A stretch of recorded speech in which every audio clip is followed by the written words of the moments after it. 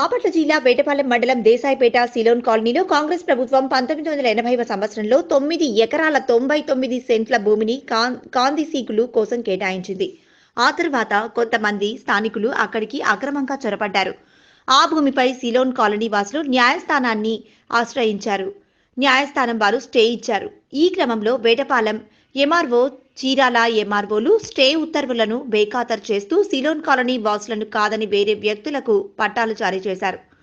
ఈ విషయంపై చీరాల ఆర్డీఓ కార్యాలయం వద్ద ముట్టడి కార్యక్రమం నిర్వహించి ఆర్డీఓ దృష్టికి తీసుకెళ్లి వ్రాతపూర్వక ఫిర్యాదును అందించాము. ఆర్డీఓ స్పందించి 3 రోజుల లోపల సమగ్ర విచారణ చేసి న్యాయం చేస్తామని హామీ ఇచ్చారు. 3 రోజుల లోపల బాధితులకు న్యాయం జరగకపోతే ఆందోళనలు ఉధృతంగా నిర్వహిస్తామని బాపట్ల జిల్లా చీరాల నియోజకవర్గ సిపిఎం పార్టీ నాయకులు ఫణిదపు కొండయ్య తెలిపారు. 96లో హైకోర్టు స్టే ఇచ్చింది.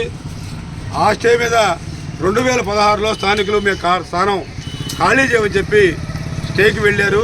ఏది ఏమైనా ఇప్పుడు దాకా కోర్టులోనే ఈ స్థలం వివాదం ఉంది. ఈ స్థలం పూర్తిగా రిపార్టియేటర్స్ హక్కుది.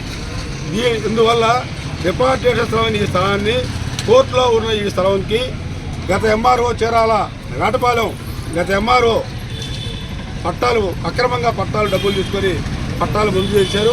కోర్టులో ఉన్న స్థలానికి పట్టాలు ఇవ్వడం చట్ట విరుద్ధం. అదే విషయాన్ని ఆర్డీఓ గారు చెప్పారు. అందువల్ల ఆ పట్టాలు రద్దు చేయాలని, ఏదైతే కోర్టులో స్టే ఉందో ఆ స్టేని రెవెన్యూ అధికారులే తొలగిస్తామని చెప్పి కూడా ఇప్పుడు హామీ ఇచ్చారు ఆర్డీఓ గారు. ఏది ఏమైనా ఆ పట్టాలు రద్దు చేసేంత వరకు మా పోట్లాట కొనసాగిద్ది. అయితే ఇప్పుడు ఆర్డీఓ గారు చెప్పే విషయం మీద మాకు 3 రోజుల్లో ఆ పట్టాలు రద్దు చేస్తామని, ఎంక్వైరీ చేస్తామని చెప్పారు. దాన్ని ఎంఆర్ఓ ఆర్డీఓ గారు ఆ మాట నిలబెట్టుకోవాలి మేము కోరుతా ఉన్నాం. ఏది ఏమైనా పట్టాలు రద్దు అయ్యేంత వరకు మా పోట్లాట కొనసాగుతూనే ఉంటుందని చెప్పి ఈ సందర్భంగా తెలియజేస్తాం.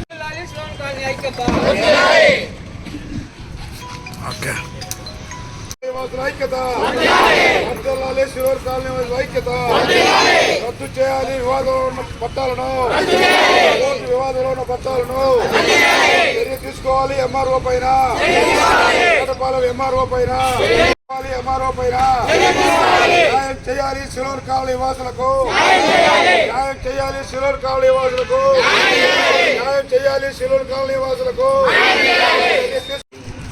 వేటపాలెం మండలం దేశాయిపేట సిలోన్ కాలనీకి సంబంధించి 9 ఎకరాల 99 సెంట్లు కాందిసీకుల కోసం 1980 సంవత్సరంలో కేటాయించారు. ఆ తర్వాత కొంతమంది స్థానికులు ఆ కాలనీలో అక్రమంగా చొరబడ్డారు.